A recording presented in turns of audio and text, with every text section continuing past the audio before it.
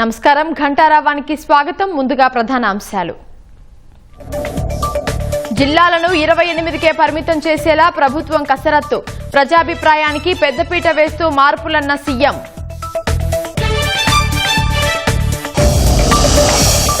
రైతులు కోరితే రాజధానిలో రిటర్నబుల్ ఫ్లాట్స్ లో మారుస్తాం. జరీబు భూముల సమస్య కొలిక్కి తెస్తామన్న మంత్రి నారాయణ.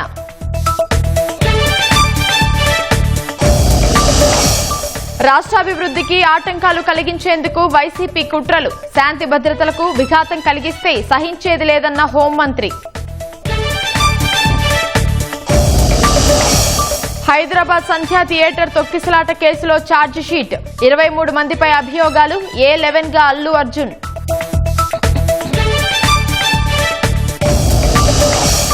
బంగ్లాదేశ్లో సంక్షోభంతో విదేశీ కరెన్సీ మార్పిడి వ్యాపారం. పర్యాటకులు లేక మూతపడే స్థితికి మనీ ఎక్స్చేంజ్ షాపులు.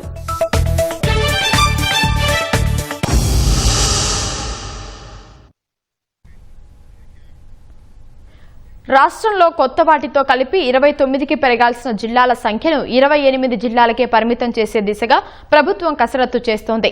రాజంపేటను కడపలో కలిపి రాయచోటిని మదనపల్లె జిల్లాలో కలిపే ప్రతిపాదనపై ప్రభుత్వం కీలక అడుగులు వేస్తోంది. ప్రజాభిప్రాయానికి పెద్దపీట వేస్తూ జిల్లాల పునర్విభజనలో మార్పులు చేయాలని సీఎం భావిస్తున్నారు. ఈ మేరకు జిల్లాల పునర్విభజనపై మంత్రివర్గం ఆమోదం తర్వాత ఈ నెల 31న తుది నోటిఫికేషన్ ఇవ్వనున్నారు. జిల్లాల పునర్విభజనపై ముఖ్యమంత్రి చంద్రబాబు కీలక సమీక్ష నిర్వహించారు. రెవెన్యూ శాఖ మంత్రి అనగాని సత్యప్రసాద్, హోంమంత్రి అనిత, పురపాలక శాఖ మంత్రి నారాయణ ఈ సమీక్ష సమావేశంలో పాల్గొన్నారు. పలువురి నుంచి వచ్చిన 927 అభ్యంతరాలు, సూచనలపై సుదీర్ఘ చర్చ నిర్వహించారు. ప్రజాభిప్రాయానికి పెద్దపీట వేస్తూ జిల్లాల పునర్విభజనలో మార్పులు చేయాలని సీఎం చంద్రబాబు స్పష్టం చేశారు.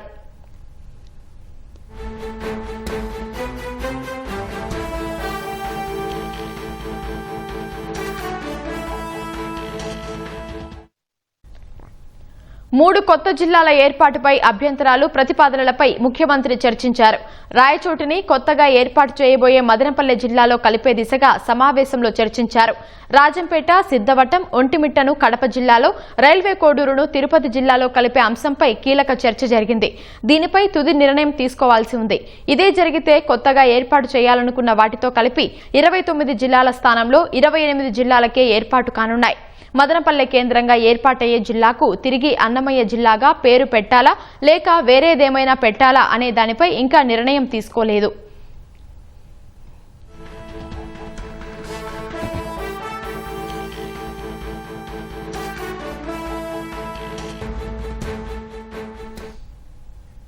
దొనకొండ, కురిచేడును కొత్తగా ఏర్పాటు చేసే మార్కాపురం జిల్లాలో, పొదిలిని ప్రకాశం జిల్లాలో కలిపే దిశగా చర్చించారు.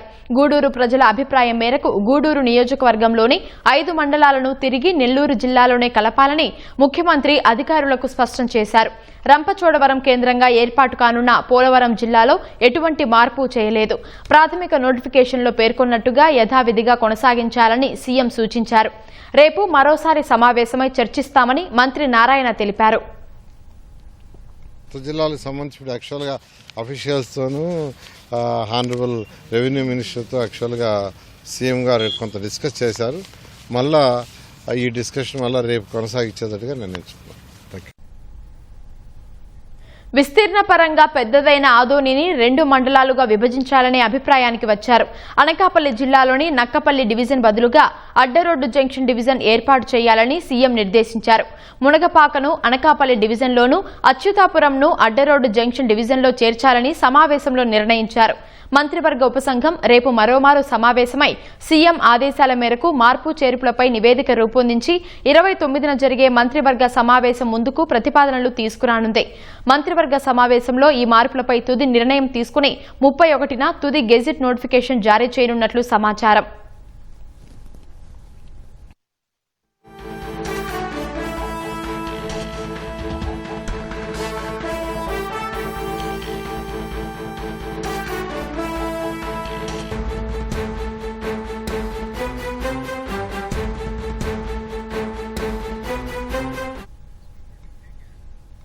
గూడూరు నియోజకవర్గాన్ని తిరిగి నెల్లూరు జిల్లాలోనే కొనసాగించాలనే ప్రతిపాదనపై మాజీ మంత్రి సోమిరెడ్డి చంద్రమోహన్ రెడ్డి హర్షం వ్యక్తం చేశారు. నెల్లూరు జిల్లా ప్రజల ఆకాంక్షలను గౌరవించిన చంద్రబాబుకు ఆయన ధన్యవాదాలు తెలిపారు. కలువాయి, రాపూరు, సైదాపురం మండలాలను నెల్లూరు జిల్లాలోనే కొనసాగించాలనే ప్రతిపాదనను సోమిరెడ్డి స్వాగతించారు. తద్వారా ప్రజల మనోభీష్టాలను కూటమి ప్రభుత్వం గౌరవించినట్లయిందని అన్నారు. 2024 ఎన్నికల సమయంలో జిల్లా ప్రజలకు చంద్రబాబు, లోకేష్ ఇచ్చిన హామీ నెరవేరబోతోందన్నారు. వైసీపీ హయాంలో జరిగిన అస్తవ్యస్త విభజనతో నెల్లూరు ప్రజలు శ్రీ సిటీ, షార్, పులికాట్ సరస్సు, మేనకూరు సెచ్, వెంకటగిరి పోలేరమ్మ, సుల్లూరుపేట, చెంగాలమ్మ దేవస్థానాలను కోల్పోయారని సోమిరెడ్డి గుర్తు చేశారు. కూటమి ప్రభుత్వ నిర్ణయం ప్రజానికానికి మళ్లీ ఊరటనిచ్చిందన్నారు.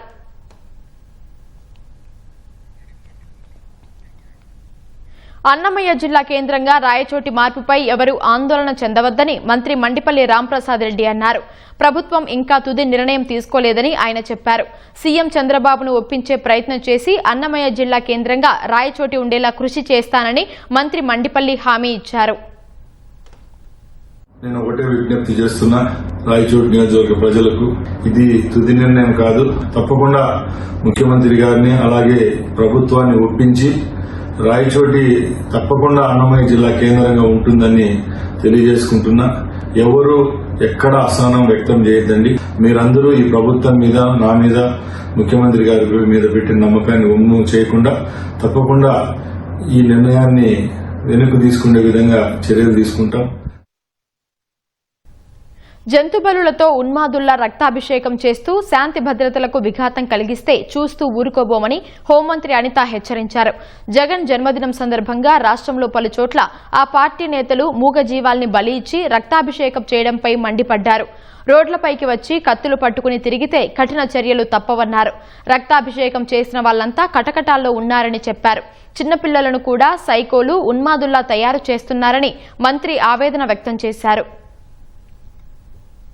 ఈరోజు కొంతమంది వాళ్ళ నాయకుడు తాలూకా పుట్టినరోజులకి కేకులు కట్ చేసే కత్తి ఈ రకంగా ఉంటుందని నాకు ఈరోజే తెలిసిందండి. అదే కత్తితో జంతు బలి చేసి ఒక మూగజీవాల ఉసురు తీసుకోవటమే కాకుండా వాళ్ళ నాయకుడు తాలూకా ఫ్లెక్సీలో ఫోటోలకి అభిషేకాలు చేసి రప్పారప్పమని నరుకుతాం, 2029లో ఇదే రిపీట్ అవుద్ది అని చెప్పి స్లోగన్లు ఇచ్చుకునే పరిస్థితి.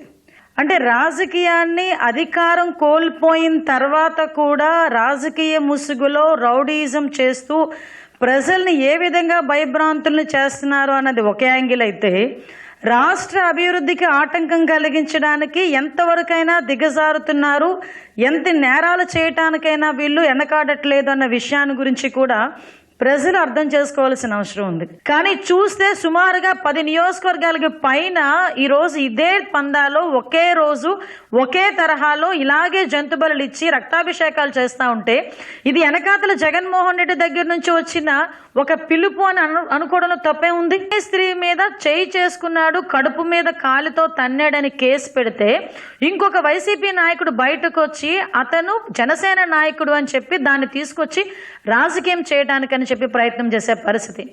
నీ నాయకుడు తాలూకా సంబరాల్లో జనసేన నాయకుడు వచ్చి ఎందుకు క్రాకర్స్ కాలుస్తాడు? ఆ మాత్రం ఇంగితం నీకు లేకపోతే పోయింది, కానీ జనాలకు లేదనుకుంటున్నారా?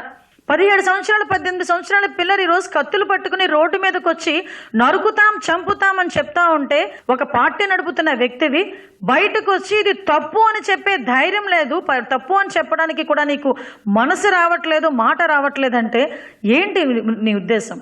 ఈరోజు నిన్ను చూసి భయపడిపోయే వాళ్ళు, నిన్ను చూసి బెదిరిపోయే వాళ్ళు ఆంధ్రప్రదేశ్ రాష్ట్రంలో ఎవరూ లేరు. నేరాల్ని ప్రోత్సహించే పరిస్థితి నీదైతే నేరాలను అరికట్టడానికి ఇక్కడ ఉన్నది CBN. నీ మనుషుల్ని ఎంతమంది పంపించి ఎన్ని భయభ్రాంతులు గురి చేయాలని చెప్పి నువ్వు చూస్తున్నావో చూసుకో. ఎలా అరికట్టాలో మాకు తెలుసు, అరికట్టడానికి ఎవరు ఇక్కడ ఉన్నారో కూడా నీకు తెలుసు. ఇష్టానుసారంగా రోడ్ల మీదకి వస్తాం, కత్తులు పట్టుకొని తిరుగుతాం, కొడవళ్ళు పట్టుకొని తిరుగుతాం, రప్పా నరుగుతామని చెప్పి రెచ్చిపోయి రోడ్డు మీదకి వచ్చి ఉన్మాదం చేయడానికి గనక ప్రయత్నం చేసినా, ఆ ఆలోచన వచ్చినా ఒక్కసారి గుర్తుపెట్టుకో, ఎవరిని వదిలిపెట్టేది లేదు. ఈ రోజుకి ఈ రకంగా ఫ్లెక్సీల మీద రక్తాభిషేకాలు చేసిన ప్రతి ఒక్కడు రిమాండ్లో ఉన్నాడు. ఈ రోజుకి ఎవరిని కూడా వదిలిపెట్టం. ముందులాగా ముసుగులేసి బయటకు తీసుకొచ్చే పరిస్థితి కాదు. నువ్వు కత్తి పట్టుకొని ఉన్మాదం చేయడానికి ప్రయత్నం చేసినా వాడిని కూడా రోడ్డు మీదకి తీసుకెళ్లి రోడ్డు మీద ప్రతి ఒక్కడికి వీడు ఇలాంటోడు, వీడు రౌడీయిజం చేస్తున్నాడు, ఇలాంటి ఆడు వల్ల సమాజానికి ముప్పు అని చెప్పి ప్రజలకు చూపించడానికైనా రోడ్డు మీద నడిపించి తీసుకెళ్తాం. ఎడ్యుకేషనల్ ఇన్స్టిట్యూషన్స్ వార్షికోత్సవంలో సీఎం చంద్రబాబు దంపతులు పాల్గొన్నారు. హైదరాబాద్ నుంచి ప్రత్యక్ష ప్రసారం ద్వారా చూద్దాం. Education and selective blindness in the last bench contribute more to the nation building than you admit. To the parents, your support, trust form the foundation upon which our children build their dreams. Fun moments, college life, of course, has its own delightful philosophy. Coffee slowly becomes group of gossiping in canteen, plank to bunk. Ironically, the library is full only during the exams, but the canteen is full all throughout the year. So do you students agree on it? Yeah, as a college student and a school-going student, I used to do all these pranks. So I'm sure you all of us agree on this. Assignments behave like traffics. Nothing for days, then everything at once. And the library, surprisingly, quite all the year, suddenly becomes a Tirumala queue line during the exams. To the toppers, my heartfelt congratulations to the one-night warriors who mastered the sacred art of... Listen students, you haven't listened to listen before I complete, okay? To the one-night warriors who mastered the sacred art of last-minute learning. Congratulations to you as well. You have proved that miracles have not gone extinct. Dear students, as you step beyond these gates, the world will present challenges and opportunities alike. A changing society, we live in a world that often chases money over meaning. Values like nobility, sacrifice and service risks become rare. Yet, institutions like NTR College continues to remind us that generosity, compassion and public service are the powerful forces. The charitable hospitals, clinics, schools and research institutes built by earlier student generation still uplift the most vulnerable today. The legacy teaches us a simple truth: being good is admirable, but being good for something is transformational. And always remember, be not only simply good, be good for something. We must remember, not enough to be busy, what are we busy for? For Sri Nandamuri Taraka Rama Rao Garu, a man who is larger than cinema, deeper than politics, and whose compassion touched the lives of millions. NTR Garu didn't just radiate light, he lit a torch. Flame continues to guide every student and every initiative of this college. May your future shine brighter than the campus lights during the festive seasons. May you grow with wisdom, joy and humility. and may each of you become proud ambassadors of NTR Trust College. And before I conclude, always be graceful, be useful, keep life simple, leave it pleasant, and live a life with dignity. Thank you one and all.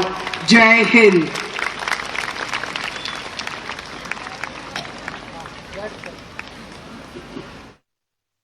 Jagan పుట్టినరోజు సందర్భంగా రాష్ట్రంలో YCP నేతలు కార్యకర్తలు చేసిన వికృత చేష్టలు అరాచకాలపై పోలీసులు కఠిన చర్యలు చేపట్టారు. ఓ గర్భిణిని కాలితో తన్నడంతో పాటు బహిరంగ ప్రదేశాల్లో వేటకొడవలు ప్రదర్శిస్తూ జంతువులను బలిచ్చి జగన్ చిత్రపటాలకు రక్తాభిషేకం చేసిన వైసీపీ శ్రేణులు ప్రజలను భయభ్రాంతులకు గురిచేశారు. నువ్వు సృష్టించే విధ్వంసం చూడాలని ఉంది జగనన్న అంటూ కత్తులతో కూడిన జగన్ చిత్రాలతో ఫ్లెక్సీలు ఏర్పాటు చేశారు.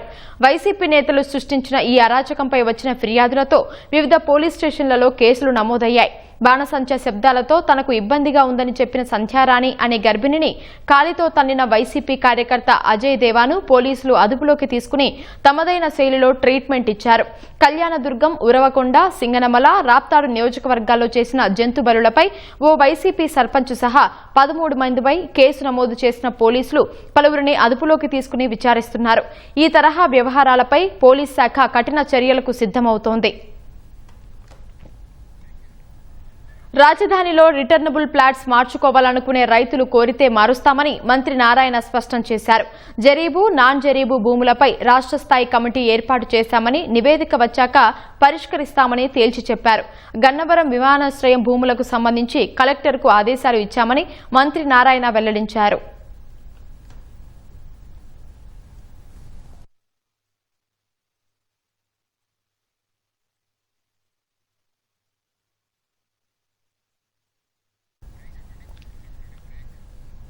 ఎడ్యుకేషనల్ ఇన్స్టిట్యూషన్స్ వార్షికోత్సవంలో సీఎం చంద్రబాబు దంపతులు పాల్గొన్నారు. హైదరాబాద్ నుంచి ప్రత్యక్ష ప్రసారం ద్వారా చూద్దాం. శ్రీ ఎస్జే రెడ్డి గారు, అకాడమిక్ డీన్ ఎంవి రామారావు గారు, secretary correspondent NTR education institutions doctor P Venkateswara గారు, ఎన్టీఆర్ ట్రస్ట్ సిఓఓ గోపి గారు, ఫ్యాకల్టీ మెంబర్స్, పేరెంట్స్, అందరికంటే చాలా చేర్ఫుల్ గా, చాలా ఉత్సాహంగా ఉన్నటువంటి మై డియర్ స్టూడెంట్స్,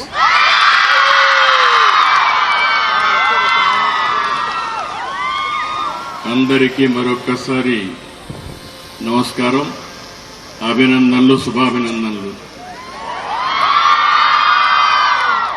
అందరూ ఇంగ్లీష్లో మాట్లాడారు, నేను మాత్రం తెలుగు గడ్డ మీద తెలుగులోనే మాట్లాడుతున్నాను.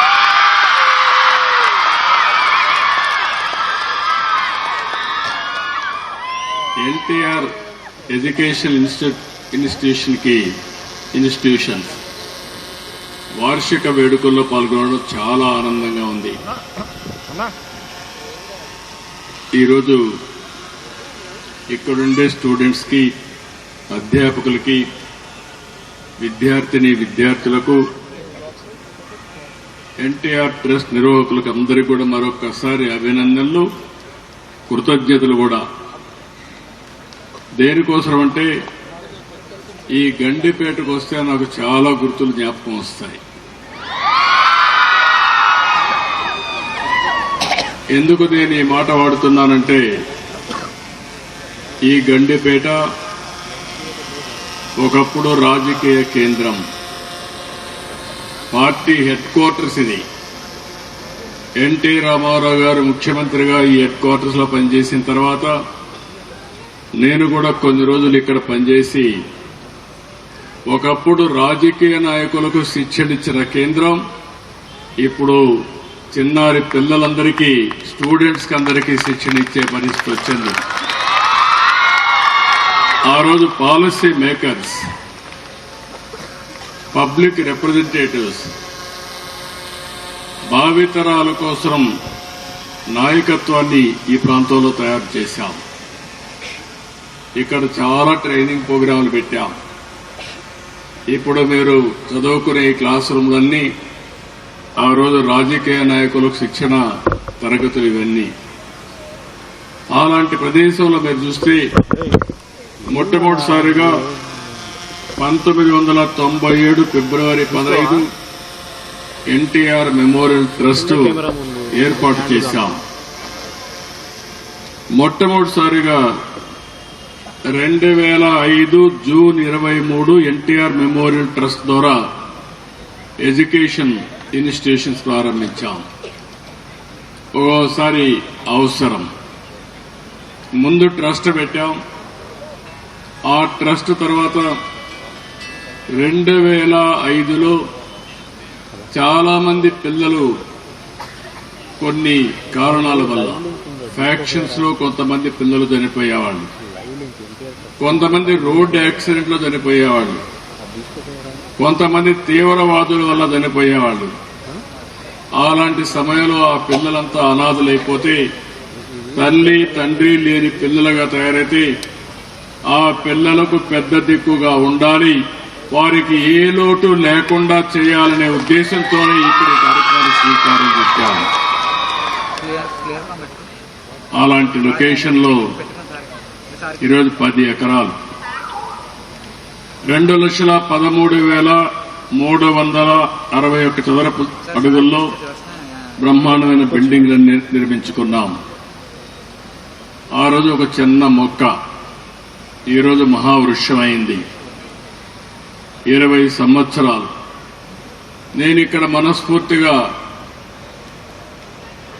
మిసెస్ భువనేశ్వర్ గారిని అభినందించాలి. ఎందుకంటే నేను చేసింది ఒక వ్యక్తి.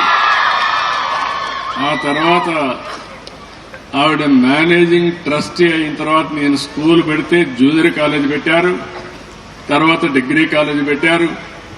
నేను మళ్లీ ఎప్పుడు పెద్దగా వచ్చేవాడిని కాదు. దీన్ని సమర్థవంతంగా నిర్వహిస్తున్న ఘనత శ్రీమతి భువనేశ్వరిది అని చెప్పి కూడా నేను అందరికీ విజ్ఞప్తి చేస్తున్నాను. జూనియర్ కాలేజ్ పెట్టారు, తర్వాత డిగ్రీ కాలేజ్ పెట్టారు. నేను మళ్లీ ఎప్పుడు పెద్దగా వచ్చేవాడిని కాదు. దీన్ని సమర్థవంతంగా నిర్వహిస్తున్న ఘనత శ్రీమతి భువనేశ్వరిది అని చెప్పి కూడా నేను మీ అందరికీ విజ్ఞప్తి చేస్తున్నాను. ఈరోజు మీరు చూస్తే మీ ప్రిన్సిపల్ గారు, అదే మాదిరిగా ఇంకో పక్కన రామారావు గారు చాలా విషయాలు చెప్పారు. గ్రూప్ 1 పరీక్షల్లో ఇక్కడ ఉండే 4 మంది పాస్ అయ్యారు. 3 జూనియర్ సివిల్ జడ్జిలుగా ఎంపికయ్యారు. దేశంలో ఇంపార్టెంట్ ఇన్స్టిట్యూషన్స్ ఐఐఎం కానీ, IIIT కానీ, NIT కానీ, IITలో కానీ మొత్తం మీరు చూస్తే 29 మందికి సీట్లు వచ్చాయి. ఈ సీట్లు వచ్చిన ప్రతి ఒక్క పిల్లల్ని మనస్ఫూర్తిగా అభినందిస్తున్నా, టీచర్లను కూడా మనస్ఫూర్తిగా అభినందిస్తున్నా. ఒక చిన్న ఇన్స్టిట్యూట్గా తయారైంది చూస్తే గండికోటలో 6 నుంచి 10 వరకు 581 మంది ఉన్నారు. ఇంకొక పక్క జూనియర్ కాలేజ్ 690 మంది ఉన్నారు. చల్లపల్లి అక్కడ 370 మంది ఉన్నారు. మొత్తం కలిసి 1641 మంది పిల్లలు ఈరోజు ఉన్నారంటే దానికి కారణం శ్రీమతి భువనేశ్వరి మేనేజింగ్ ట్రస్టీ అని మరొకసారి విజ్ఞప్తి చేస్తున్నా. ఆ రోజు ప్రారంభించింది 131 మందితో. ఆ రోజు ప్రారంభించింది ఒక అవసరం కోసరం. ఈరోజు ఆ అవసరం ఒక ఇన్స్టిట్యూషన్ ఆఫ్ ఎక్సలెన్స్గా తయారైంది. ఇప్పుడే మీరు చూశారు, నేను టెక్నాలజీ ఐటీ ఎప్పుడో ప్రారంభించాను. హైటెక్ సిటీతో ప్రారంభమైంది. 3 విషయాలు పిల్లలు మీరందరూ గుర్తుపెట్టుకోవాలి. ఇంత మునిపే సాంబశివరావు గారు చాలా స్పష్టంగా చెప్పారు. భువనేశ్వర్ గారు చాలా వారి యొక్క అనుభవంతో వారు విజన్ ఇచ్చారు. ఎన్నో సంవత్సరాలు కాలేదు, 95లో నేను మొట్టమొదటిసారిగా ముఖ్యమంత్రి అయిన తర్వాత హైదరాబాద్లో ఐటీని ప్రారంభించాం. ఒక హైటెక్ సిటీతో ప్రారంభమైంది. ఒక ఇంజనీరింగ్ కాలేజీతో ప్రారంభమై 9 ఏళ్లలో 300 ఇంజనీరింగ్ కాలేజీలు వచ్చాయి. ఆ రోజు చదువుకోవాలంటే కాలేజీలు లేని ప్లేస్ నుంచి చదువుకోవాలంటే ఎక్కడికి పోయే పని లేకుండా ప్రపంచంలో ఎవరు చదువుకోవాలన్నా హైదరాబాద్కు వచ్చే పరిస్థితికి వచ్చిందంటే అది ఆ రోజు చూపించిన చొరవ. ఇంకో పక్క ఇప్పుడే మన వాళ్ళు మాట్లాడినప్పుడు ఒక విషయం చెప్పారు. ఇవన్నీ చూసినప్పుడు కొన్ని జ్ఞాపకం వస్తాయి. నేను ఎప్పుడు కూడా ఒకటే ఆలోచించాను, రాజకీయాల్లో ఉండే మేము నీతి నిజాయితీగా ఉండాలి. గౌరవప్రదంగా ఉండాలంటే కుటుంబానికి కూడా వ్యాపారం ద్వారా కానీ వ్యవసాయం ద్వారా కానీ ఆదాయం రావాలి తప్ప రాజకీయాలపైన ఆధారపడకూడదని ఆ రోజు హెరిటేజ్ ఫుడ్స్ పెట్టాం. 93లో పెట్టాం. 93లో ఫస్ట్ టైం హెరిటేజ్ ఫుడ్స్ పెట్టాం. 95లో నేను సీఎం అయ్యా. 2005లో స్కూల్ పెట్టాం. 97లో ఎన్టీఆర్ మెమోరియల్ ట్రస్ట్ పెట్టాం.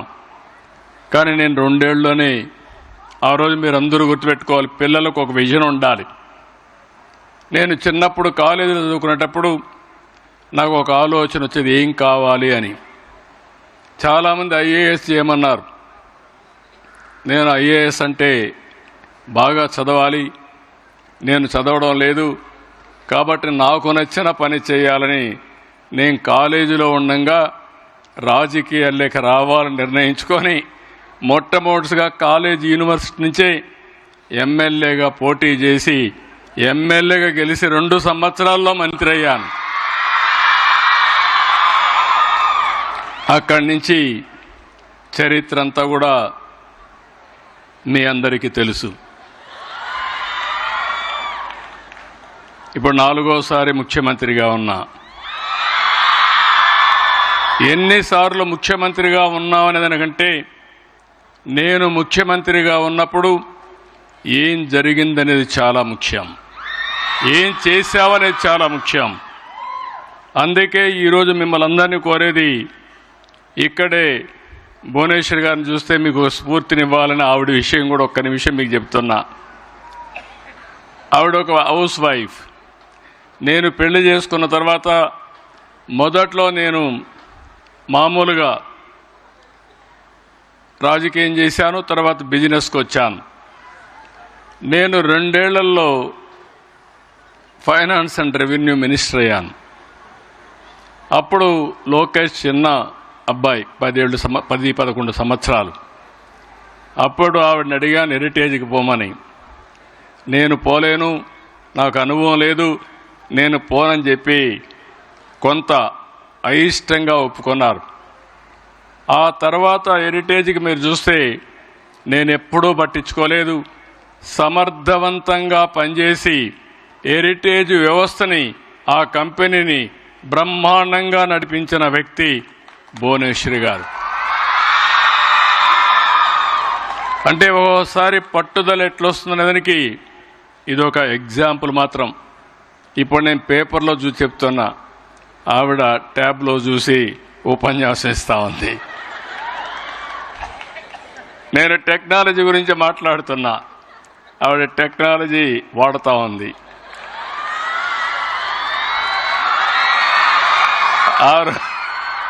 ఆ రోజు నేను హైటెక్ సిటీ కట్టి ఐటీని ప్రోత్సహించాను. ఈరోజు మళ్ళీ డేటా సెంటర్, లేకపోతే ఆర్టిఫిషియల్ ఇంటెలిజెన్స్, ఇంకో పక్కన quantum valley, quantum computers, green energy, లేకపోతే సెమీ కండక్టర్. ఇప్పుడే ఇక్కడ చదువుకున్న అబ్బాయి కూడా సెమీ కండక్టర్ వెళ్ళే పరిస్థితికి వచ్చాడు. సెమీ కండక్టర్, డ్రోన్ టెక్నాలజీస్, ఇంకో పక్కన స్పేస్ టెక్నాలజీ. ప్రపంచంలో ఏవైతే టెక్నాలజీస్ ఉన్నాయో అవన్నిటికీ చిరునామాగా ఆంధ్రప్రదేశ్ని తయారు చేయాలని నెక్స్ట్ జనరేషన్ టెక్నాలజీకి వెళ్ళాను.